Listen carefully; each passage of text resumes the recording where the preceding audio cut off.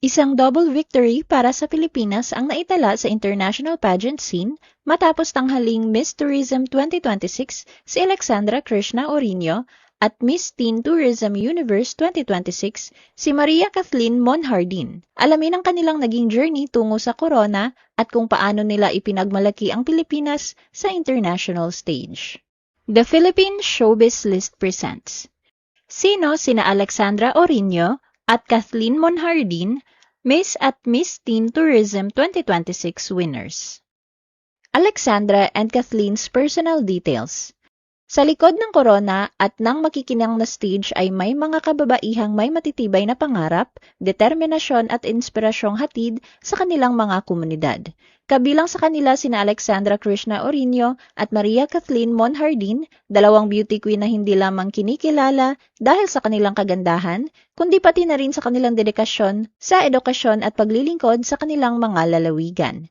Si Alexandra, 21 years old, ay isang beauty queen at psychology student mula sa Albay, Bicol. Kasalukuyan siyang nag-aaral ng psychology sa Ateneo de Naga University. Bukod sa kanyang pag-aaral, nagtatrabaho din siya bilang commercial model, event host, brand ambassador, at digital content creator. Lumaki si Alexandra sa pangangalaga ng kanyang ina bilang isang single parent at naging bukas sa pagbabahagi ng mga pagsubok na kanyang pinagdaanan noong kabataan. Samantala, si Kathleen ay isa ring kinikilalang beauty queen na nagmula sa Barangay Balabag sa tanyag na isla ng Boracay sa bayan ng Malay, Aklan.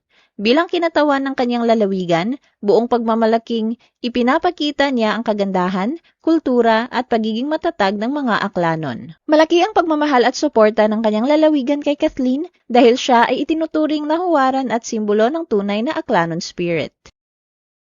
Alexandra and Kathleen's outstanding pageant journey. Si Alexandra ay isa sa mga pinakakilalang beauty queen mula sa Albay. Noong 2025, itinanghal siyang Mutya ng Tabak 2025 at lalo pang pinatunayan ang kanyang husay ng tanghaling second runner-up sa Miss Bicolandia 2025. Nakasama rin siya sa top 10 ng Miss Kaugma 2025. Bukod dito, gumawa siya ng kasaysayan bilang kauna-unahang Miss Philippines Eagles. Bilang opisyal na kinatawan ng Albay sa Miss Universe Philippines 2026, nagtapos si Alexandra sa top 30 at tinanghal na Miss Playtime Universe. Bagamat ang pangunahing corona ay napanalunan ni Bea Milan Wendorski, nag-iwan naman si Alexandra ng matibay na impresyon sa national stage. Hindi lamang sa mundo ng pageantry na mayani si Alexandra. Aktibo rin siya nakikibahagi sa mga medical mission sa iba't ibang komunidad sa Bicol at patuloy na isinusulong ang kapakanan ng mga bata sa pamamagitan ng kanyang mga advokasya. Higit pa rito, hinubog din ang kanyang kakayahan bilang kandidata sa ilalim ng kilalang Aces and Queens Pageant Camp. Samantala, si Kathleen ay unang nakilala sa national stage matapos tanghaling Miss Teen Icon Philippines 2025 sa kauna-unahang Mr. and Miss Teen World Philippines Pageant na ginanap sa Maynila. Dahil sa kanyang natatanging husay at personality, opisyal siyang kinoronahan bilang Miss Teen Tourism Philippines 2026. Higit pa sa mga korona at titulo, nakatuon si Kathleen sa pagsusulong ng kapakanan at karapatan ng mga indigenous children. Alexandra and Kathleen took home Miss Tourism and Miss Teen Tourism Universe 2026 titles. Nagbigay ng panibagong karangalan sa Pilipinas sina Alexandra at Kathleen matapos silang koronahan bilang Miss Tourism 2026 at Miss Teen Tourism Universe 2026 noong July 25, 2026 sa Sri Lanka. Si Alexandra ang itinanghal na Miss Tourism 2026. Matapos ang kanyang panalo, ibinahagi ni Alexandra sa kanyang social media ang isang video ng kanyang pagkakorona bilang pasasalamat at pag-aalay ng kanyang tagumpay sa bansa. Hindi lamang ang pangunahing titulo ang kanyang naiuwi. Nasungkit din niya ang ilan sa pinakamahahalagang espesyal na parangal ng kompetisyon, kabilang ang Best in Evening Gown, Best in Production Number, at ang Vilona Venus Queen Corporate Award. Kinilala rin siya bilang Best in Forum. Sa bahagi ng talent competition, humanga ang mga hurado at manonood sa kanyang emosyonal na pag-awit ng klasikong awiting Pilipino na anak ni Freddie Aguilar.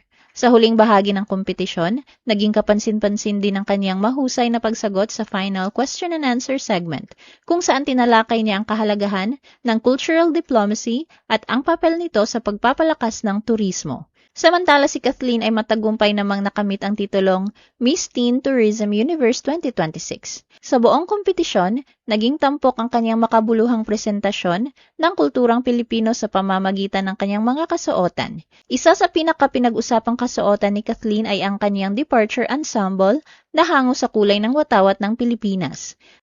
Gayon din ang kanyang national costume na inspirasyon ang tradisyonal na layag ng paraw ng Boracay. Ang natatanging disenyo nito ang naghatid sa kanya ng Best in National Costume Award sa preliminary rounds. Nagwagi rin si Kathleen ng Gold Award sa Charity Queen at Bronze Award para sa Best in Talent. Sa final question and answer segment, matagumpay niyang naipaliwanag ang kanyang advokasya para sa kapakanan, edukasyon at pangangalaga sa kultura ng mga batang katutubo. Ang makabuluhang mensaheng ito ang naging isa sa mga mahalagang dahilan ng kanyang pag-angat sa laban sa iba pang mga finalist mula sa iba't ibang bansa. Ang magkasunod na tagumpay nina Alexandra at Kathleen ay muling nagpapatunay sa kakayahan ng mga Pilipina na manguna sa international stage.